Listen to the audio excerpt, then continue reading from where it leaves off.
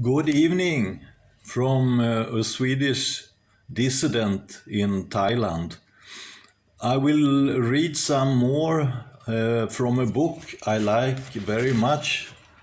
This one, it's called The Power of Now by Eckhart Tolle. And I hope that the fact checkers on YouTube will accept it and not find it as misinformation. So I will start reading. It's a chapter called Consciousness, the Way Out of Pain. Create no more pain in the present. Nobody's life is entirely free of pain and sorrow. Isn't it a question of learning to live with them rather than trying to avoid them? The greater part of human pain is unnecessary. It is self-created as long as the unobserved mind runs your life. The pain that you create now is always some form of non-acceptance, some form of unconscious resistance to what is. On the level of thought, the resistance is some form of judgment. On the emotional level, it is some form of negativity. The intensity of the pain depends on the degree of resistance to the present moment, and this in turn depends on how strongly you are identified with your mind. The mind always seeks to deny the now and to escape from it. In other words, the more you are identified with your mind, the more you suffer.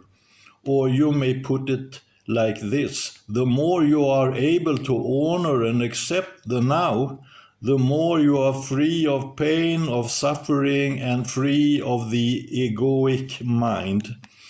Why does the mind habitually deny or resist the now? Because it cannot function and remain in control without time, which is past and future, so it perceives the timeless now as threatening. Time and mind are in fact inseparable. Imagine the earth devoid of human life, inhabited only by plants and animals. Would it still have a past and a future? Could we still speak of time in any meaningful way? The question, what time is it, or what's the date today, if anybody were there to ask it, would be quite meaningless. The oak tree or the eagle would be bemused by such a question.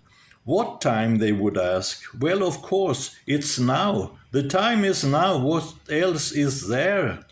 Yes, we need the mind as well as time to function in this world, but there comes a point where they take over our lives, and this is where dysfunction, pain, and sorrow set in.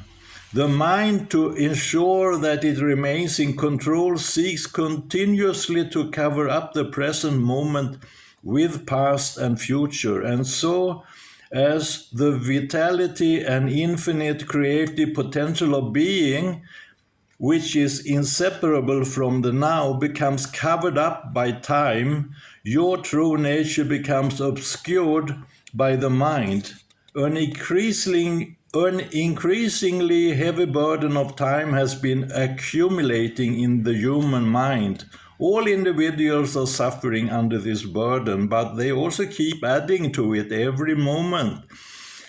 Whenever they ignore or deny that precious moment or reduce it to a means of getting to some future moment which only exists in the mind, never in actuality, the accumulation of time in the collective and individual human mind also holds a vast amount of residual pain from the past.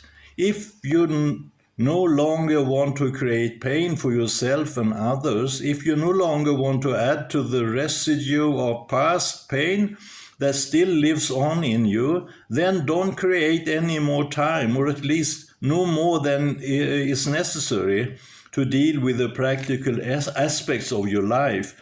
How to stop creating time. Realize deeply that the present moment is all you ever have. Make the now the primary focus of your life. Whereas before you dwelt in time and paid brief visits to the now, have your dwelling place in the now and pay brief visits to past and future when required to deal with the practical aspects of your life situation. Always say yes to the present moment. What could be more futile, more insane than to create inner resistance to something that already is? What could be more insane than to oppose life itself, which is now and always now? Surrender to what is, say yes to life, and see how life suddenly starts working for you rather than against you. The present moment is sometimes unacceptable, unpleasant, or awful. It is as it is. Observe how the mind labels it and how this labeling process, this continuous sitting in judgment, creates pain and unhappiness. By watching the mechanics of the mind, you step out of its resistance patterns and you can then allow the present moment to be. This will give you a taste of the state of inner freedom from external conditions, the state of true inner peace. Then see what happens and take action if necessary or possible. Accept, then act. Whatever the present moment contains, accept it as if you had chosen it. Always work with it, not against it. Make it your friend and ally, not your enemy. This will miraculously transform your whole life. Thank you for listening.